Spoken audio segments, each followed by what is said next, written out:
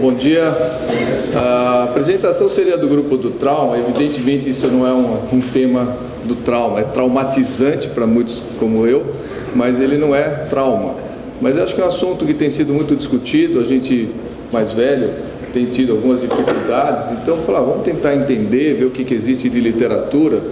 E infelizmente a literatura ainda não é muito rica, eles estão ainda tentando entender. Antes de começar, eu queria fazer um teste com vocês, tá? Todos. Pensa, não precisa dar resposta. Para você, quem é o capitão da USS Enterprise? A ou B? Pense, A ou B? A.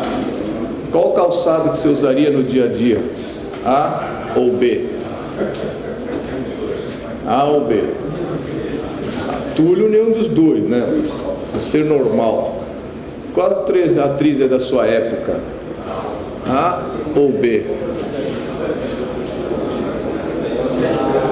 Qual o clipe mais familiar para você? A ou B? Quantas mensagens você enviou ontem? A ou B? Então, se você colocou muito A, você não é da geração Y, tá? Porque todas as respostas B eram relacionadas à geração Y. Então, isso é para mostrar que existem diferenças entre as gerações. E o que é definido como geração é isso aqui, são indivíduos, né? Então, pessoas que fazem parte de um grupo etário que compartilham experiências, valores e senso de identidade comuns entre si. E eles são moldados por eventos nacionais e internacionais e tendências sociais. É isso que eles consideram na literatura como geração. Evidentemente existem diferenças entre as gerações e também existe dentro de cada uma delas. É igual ao signo, né? Só porque você é de leão não quer dizer que todos são iguais, mas existe uma tendência a serem similares. Então, para ver quem está onde, se você tem entre 51 e 69 anos, você é baby boomer. Eu tirei o outro porque eu imagino que os outros devam estar aposentados, né? O antes com mais de 70, né? A geração X está entre 33 e 50 anos de idade, e a geração Y, que é o foco, ela é uma geração que tem entre 13 e 33 anos de idade. Significa, todos os nossos residentes, eles estão nessa faixa etária, e os próximos residentes que vão vir, eles vêm nessa faixa etária. A influência, que é o que molda a geração, são influências diferentes em cada uma delas. Então, na minha, tem esse negócio de direito civil, revolução sexual, Guerra Fria, revolução sexual mais para um, menos para outros. Na geração X, que alguns de vocês estão aí na geração X, o Watergate, a crise energética, ativismo político, ativismo social. E na geração Y é o pessoal da mídia digital, a AIDS foi dessa época também, e filhos de divórcio. Muitos são filhos de divorciados, que também causam impacto social. Os valores são diferentes em cada uma das gerações, em função dessa influência que tem externa. As atitudes também são diferentes, a reação às coisas são diferentes. E uma das coisas que chama a atenção, todos os artigos e todos que falam sobre educação, ou tem muito trabalho sobre business, né, sobre a parte de trabalho, é esse último item. Os baby boomers, se você tem 50 e 70 anos de idade, é aquele que vive para trabalhar. Então o trabalho, ele é mais importante que a vida sua, às vezes até que a família, tem influência. Na verdade a influência foi sobre o X, porque o X é o filho da geração baby boomer. Já na geração X, se você está na X, está entre 33 e 50, o balanço é melhor entre vida pessoal e trabalho. Já na geração Y, acho que todos nós podemos perceber que ele não abre mão da vida pessoal. Então o trabalho, ele é realmente algo que não é o mais importante, como ele é para muitos de nós mais velhos.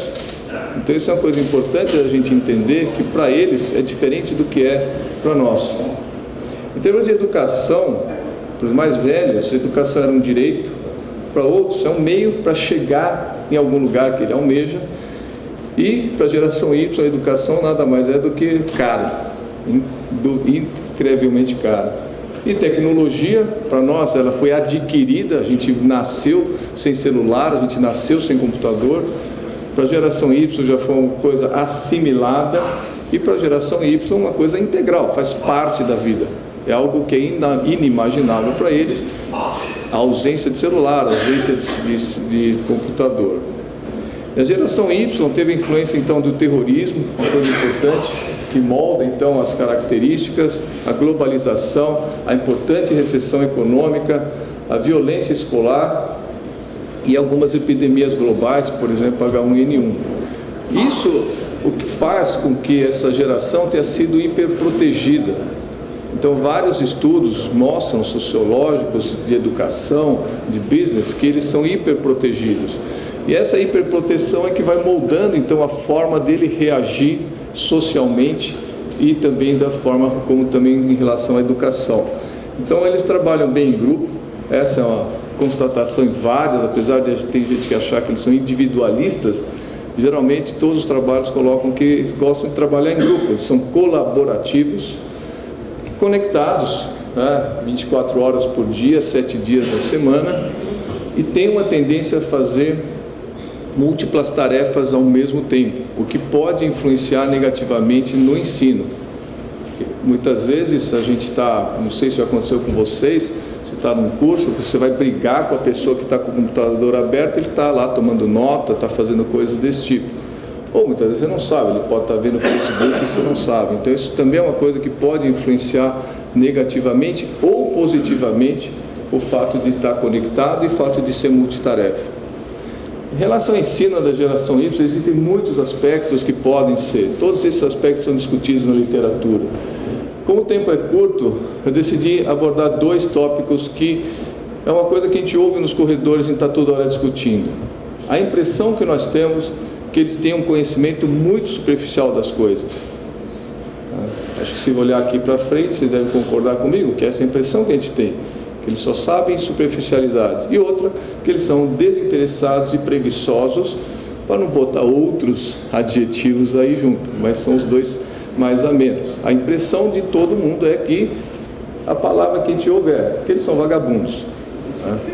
Então, como é que a literatura vê isso aí? Como é que acontece?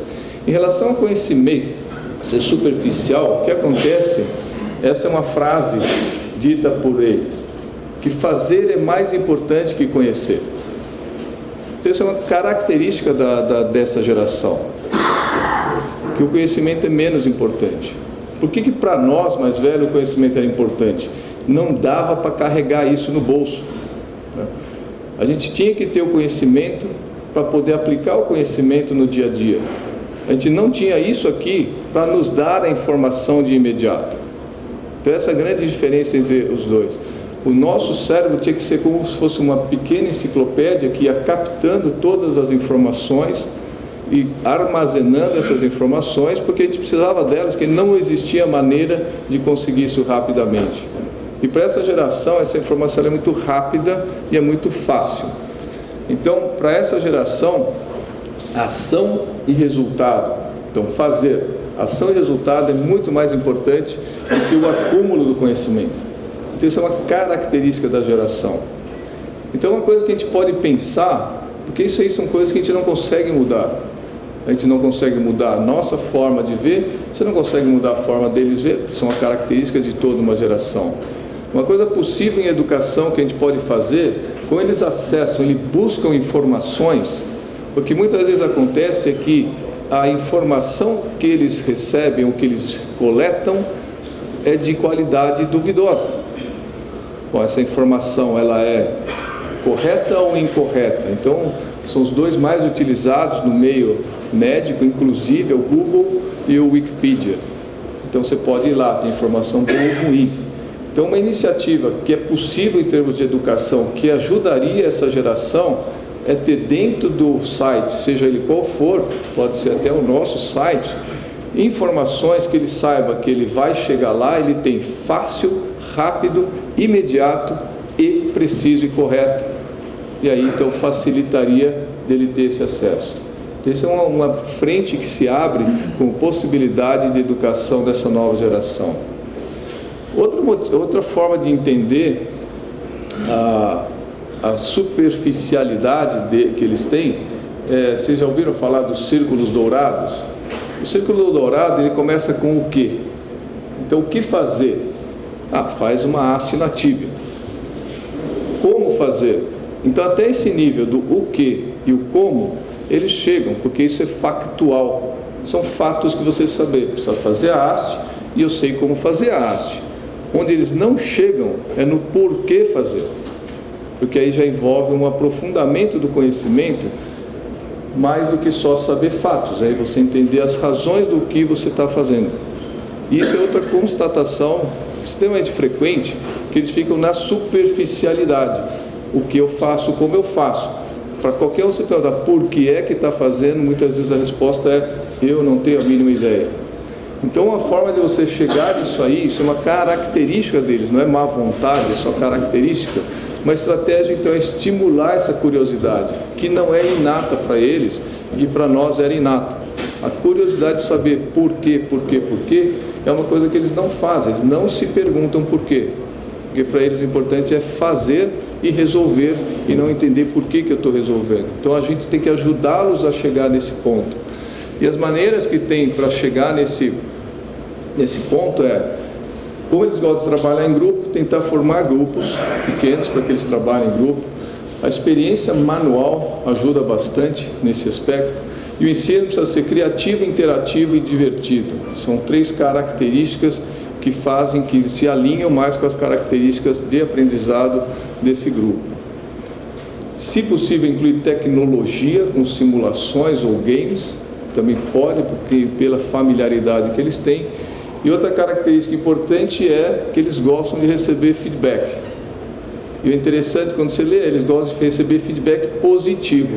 Os negativos nem tanto, né? Mas existem maneiras de você fazer e dar feedback. Isso existe um treinamento, existe até metodologia. Tem um método que chama Pendleton, que é como você dá feedback não dos muito positivos. Então existe isso aí, isso é uma coisa que tem, por exemplo, a Universidade lá da Filadélfia, ela está usando isso como norma.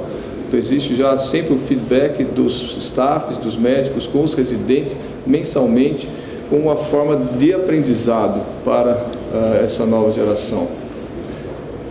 E o fato deles serem desinteressados e preguiçosos, quantos de vocês já pensaram isso dos residentes, que eles são desinteressados e preguiçosos? Honestamente, os outros não são tão honestos, né? Ou estão na categoria, né? Alguns fizeram parte dessa categoria. A verdade é que também tem essa ideia de parecer menos profissional, por conta desse menor aparente preguiça, aparente desmotivação e essa atitude mais egoísta. Isso tem a ver com aquele balanço entre vida e trabalho, né? Que para eles claramente pende para o lado da vida, que para nós mais velhos sempre foi o contrário, o trabalho sempre veio antes. Se tiver trabalho a fazer, não tem hora de ir embora, você vai até terminar o que tem que ser feito. E isso aí pende muito para o lado da vida, o que dá essa impressão para nós que eles são mais preguiçosos. Para eles, isso nos Estados Unidos é muito mais marcante, né? O Jesse Jupiter, ele é o chefe lá da cadeira de mão e microcirurgia de Harvard. Ele falou que na cirurgia dele, a pessoa chega ao horário de sair 5 horas da tarde, tira a luva e vai embora. E ele termina a cirurgia sozinho com o assistente dele. Então, aqui, felizmente, ele é menos marcante, mas esse desbalanço é que acaba levando a isso.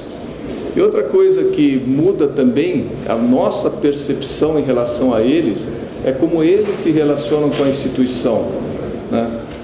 A relação deles com a instituição é uma relação diferente, é uma relação de que não é o que ele faz pela instituição, mas o que a instituição pode fazer para ele, é uma visão diferente, né?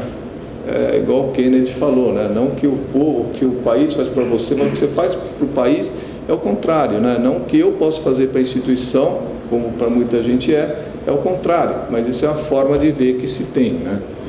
Então, o que tem de literatura em relação a isso, como é que se aborda isso, visto que isso é uma característica da geração?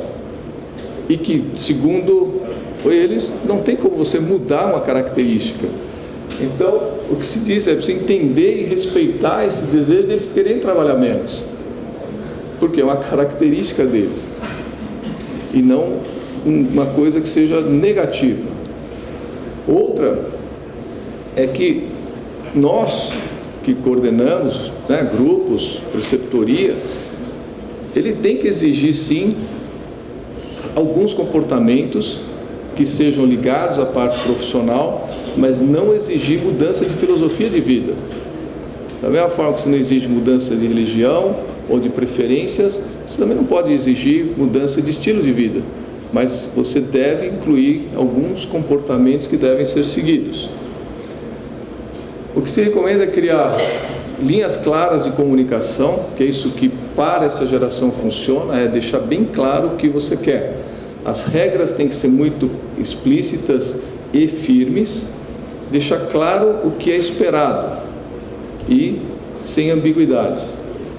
Aparentemente isso funcionaria para todo mundo, dá a impressão, mas isso é o que se recomenda quando você vai cuidar dessa parte de comportamento profissional com essa geração.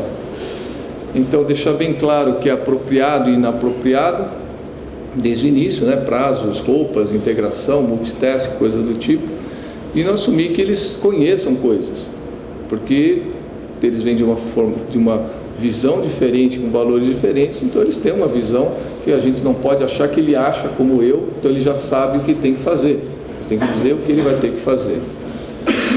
Então, resumindo, existem claras diferenças entre as gerações, isso gera atitudes, comportamento e valores diferentes.